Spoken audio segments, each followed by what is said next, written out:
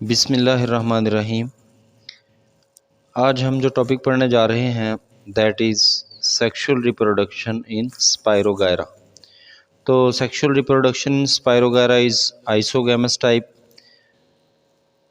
Second thing वो ये है there will be development of conjugation tube. इसके अंदर कॉन्जुगेशन ट्यूब की डेवलपमेंट होगी। तो ये दो इम्पोर्टेंट पैरामीटर्स थे।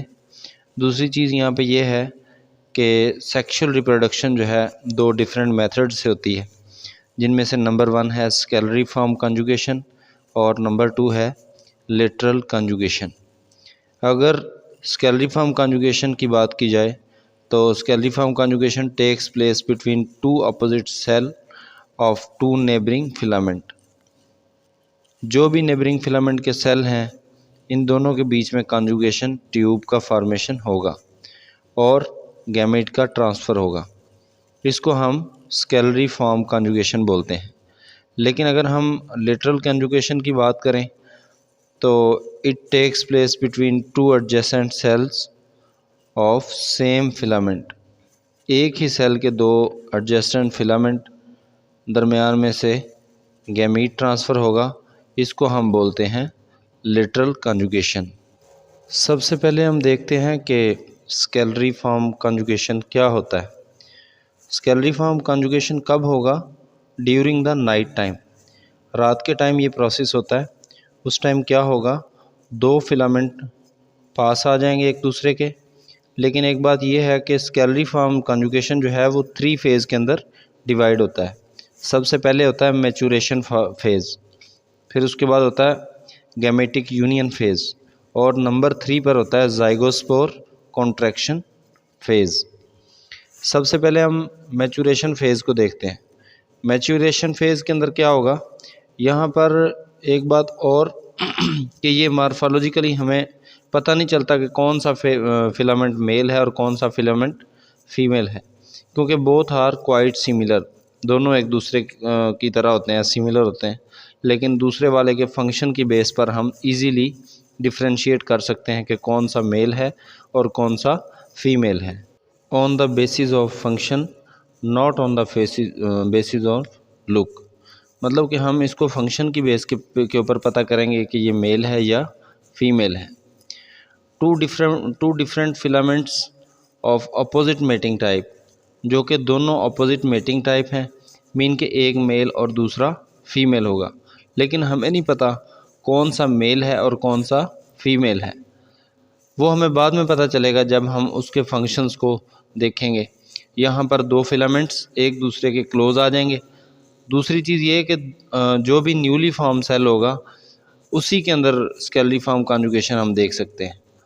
सबसे पहले जब ये दो फिलामेंट पास आएंगे the cell will divided, cell divide हो जाएगा। सेल डिवाइड करके एक स्ट्रक्चर बनाएगा जिसको हम बोलेंगे गैमीटेंजियम, और जो पहले फिलामेंट था जिसमें से डिवीजन हुई उसको हम बोलेंगे प्रोगैमीटेंजिया। मीन के जो पेरेंट फिलामेंट है उसको हम प्रोगैमीटेंजिया बोलेंगे। उसके बाद उसमें जो डिवीजन हुई है उसको हम बोलेंगे गैमीटेंजिया।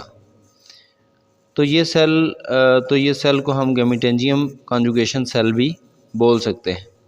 ये दो फिलामेंट्स जिनमें एक पॉजिटिव होगा और दूसरा नेगेटिव होगा, ये दोनों एक दूसरे के पास आएंगे।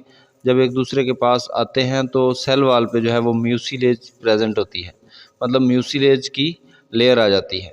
दोनों का म्यूसिलेज एक दूसरे के पास आके आपस के अंदर कनेक्शन में हो जाएंगे, कनेक्ट हो जाएंगे।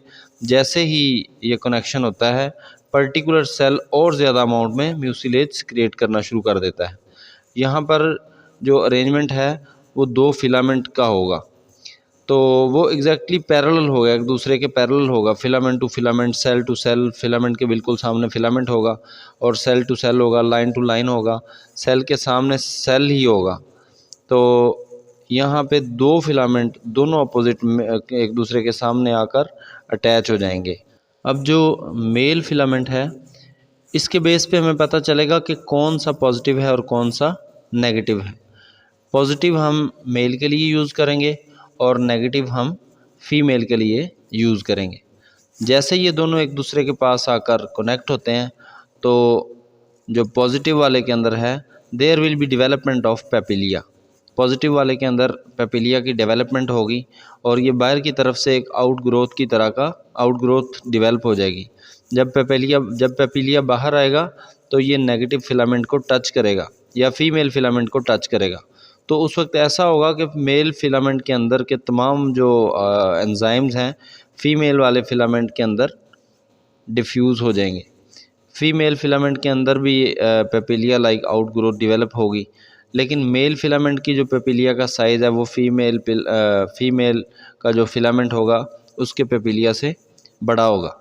ये पूरा प्रोसेस पूरे फिलामेंट के सारे सेल्स के अंदर परफॉर्म होगा। जैसे ही दोनों के पेपिलिया जो है वो दोनों के जो पेपिलिया की जो आउट ग्रोथ डेवलप होगी, दोनों पर्टिकुलर पॉइंट से एक दूसरे के साथ कनेक्ट हो जाएंगे। तो मतलब इन दोनों का पेपिलिया जो है एक दूसरे से कनेक्ट होगा तो ये फिलामेंट को एक दूसरे से धक्का देकर एक दूसरे को दूर करेगा। मीन के ये जो दो पेपिलिया हैं, जब मेल और फीमेल फिलामेंट एक दूसरे के पास आएंगे तो पेपिलिया का जो साइज़ है वो बड़ा होना शुरू हो जाएगा। जैसे जैसे पेपिलिया का साइज़ बड़ा होगा ये मतलब दोनों फिलामेंट्स को धक्का लगाकर एक दूसरे से दूर कर देगा, क्योंकि दोनों का पॉइंट ऑफ कॉन्ट्रैक्शन एक ही है। Rest of the portion of filament एक दूसरे से अलग हो जाएगा। There will be some of enzymes, इसके अंदर कई सारे एंजाइम्स हैं, मसलन सेलुलेज है, इसी तरह पेक्टिनेज है। तो ये एंजाइम क्या करते हैं, these enzyme will act on this particular wall.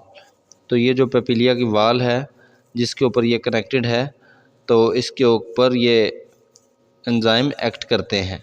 जब ये एंजाइम एक्ट करते हैं तो एक रास्ता बन जाता है।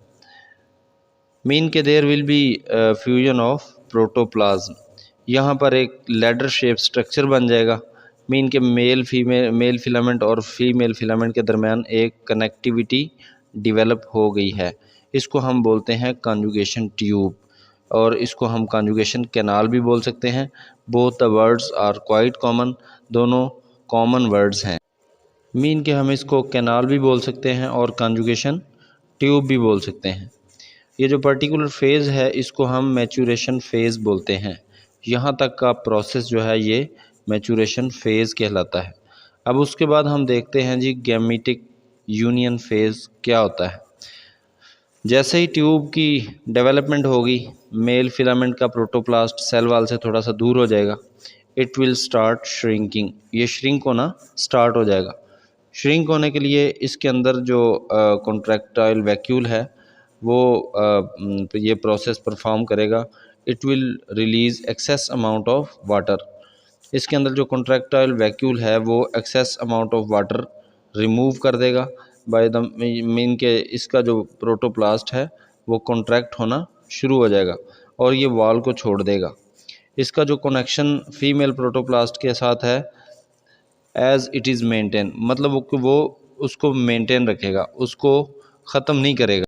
ये जो प्रोटोप्लास्ट है ये अमेबा की तरह आहिस्ता आहिस्ता यहाँ से मूव होते होते फीमेल फिलामेंट के अंदर शिफ्ट हो जाएगा।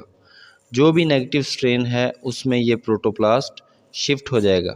जैसे ही पूरा प्रोटोप्लास्ट शिफ्ट होगा तो ये क्या करेगा, male cytoplasm will get mix female cytoplasm and nucleus will get mix with nucleus.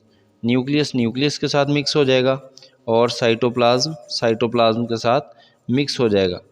लेकिन फीमेल फिलामेंट का जो सेल है वो क्या करेगा, it will also remove the excess amount of water. Female का सेल भी एक्सेस अमाउंट ऑफ वाटर जो है वो रिमूव करेगा, तब इसका जो प्रोटोप्लास्ट उसके अंदर मिक्स हो सकता है। ये जो पर्टिकुलर प्रोसेस है इसमें गैमीट का फ्यूजन होता है। गैमीट का मतलब कि इसके अंदर गैमीट का फ्यूजन हो जाता है। मेल फिलामेंट या फीमेल फिलामेंट का जो प्रोटोप्लास्ट है उसको हम यहाँ पर गैमीट बोलेंगे, क्योंकि सेल को हम गैमीटेंजियम बोलते हैं तो प्रोटोप्लास्ट को हम बोलेंगे gamete. This gamete was transferred to the female gamete and both the gamete get fuse. Fusion के बाद ये स्ट्रक्चर डेवलप होता है। गैमीटिक जो यूनियन फेज़ का प्रोसेस यहाँ पर ख़त्म हो जाता है। अब हम देखते हैं कि थर्ड फेज़ कौन सा है, ज़ाइगोस्पोर कॉन्ट्रैक्शन फेज़। ज़ाइगोस्पोर क्या करेगा, दोनों साइटोप्लाज्म का फ्यूजन करेगा, न्यूक्लियस का फ्यूजन करेगा, तो ये अपने आप को श्रिंक कर लेगा और ये श्रिंक करने के लिए सेल का जो कॉन्ट्रैक्टाइल वैक्यूल है अपने अंदर से ज़्यादा वाटर को रिमूव करेगा। It will remove more amount of water. फिर इसके अंदर जो एंजाइम्स हैं वो क्या करेंगे, they will secrete some of chemicals, वो कुछ केमिकल्स स्क्रीट करेंगे और कॉन्ट्रैक्टाइल वैक्यूल के ऊपर एक वॉल की फॉर्मेशन कर देंगे, मीन के एक वॉल बना देंगे। There will be formation of wall. तो इस तरह से ये स्ट्रक्चर डेवलप होगा, इसको हम ज़ाइगोस्पोर बोलते हैं। This is what we call the zygospore. हमने क्या किया, दो फिलामेंट थे, दो अपोजिट स्ट्रेन के, दोनों एक दूसरे के कांटेक्ट में आए। कांटेक्ट में आने के बाद जो मेल फिलामेंट था उसने अपने ऊपर पेपिलिया लाइक आउट ग्रोथ को डेवलप किया। पेपिलिया लाइक आउट ग्रोथ दोनों के ऊपर डेवलप हुआ, दोनों पेपिलिया एक दूसरे से टच हुए। उसके बाद जो हार्मोन्स थे मीन के उसमें फीमेल के अंदर हार्मोन्स ट्रांसफ़र हुए। हार्मोन्स ट्रांसफ़र होने के बाद दोनों पेपिलिया एक दूसरे के साथ कनेक्शन में आ गए। दोनों पेपिलिया के दरमियान जो है वो वाल थी वो डिज़ोल्व हो गई by mean of enzyme activity. फिर एक कैनाल का फॉर्मेशन हुआ। अब जो प्रोटोप्लास्ट है जिसको हम गैमीट बोलते हैं, वो गैमीट कॉन्ट्रैक्ट हो गया। कॉन्ट्रैक्ट होने के बाद ये जो प्रोटोप्लास्ट है फीमेल गैमीट के साथ फ्यूज़ हो जाएगा। उसके बाद वो मीन के और ज़्यादा कॉन्ट्रैक्ट हो जाएगा और ज़ाइगोस्पोर की फार्मेशन करेगा। इस तरह से ज़ाइगोस्पोर का फार्मेशन होता है। मीन के स्केलरी फॉर्म कॉन्जुगेशन के अंदर ज़ाइगोस्पोर की फार्मेशन इस तरह से होती है। अगर हम ज़ाइगोस्पोर के स्ट्रक्चर की बात करें तो उसमें 3 डिफरेंट लेयर्स होते हैं। जो फर्स्ट लेयर होती है उसको हम बोलते हैं एक्सोस्पोर, फिर उसके बाद सेकंड वाली लेयर जो होती है उसको हम मीज़ोस्पोर बोलते हैं और थर्ड वाली को हम बोलते हैं एंडोस्पोर, और ये अंदर की तरफ होती है। ये जो 3 लेयर्स होती हैं ज़ाइगोस्पोर में, उसके अंदर जो आउटर एक्सोस्पोर है वो ट्रांसपेरेंट है, मीन के वो कलरलेस है और ये थिन है। Size wise it is very thin and colourless, mean के ट्रांसपेरेंट है और it is made up of cellulose. ये सेलुलोज की बनी हुई है और इसके साथ साथ पेक्टिनोज, सेलुलोज और पेक्टिनोज दोनों की ये बनी हुई है। अच्छा, दूसरी चीज़ जो दरमियान वाली लेयर है जिसको हम मीज़ोस्पोर बोलते हैं, ये थिक है।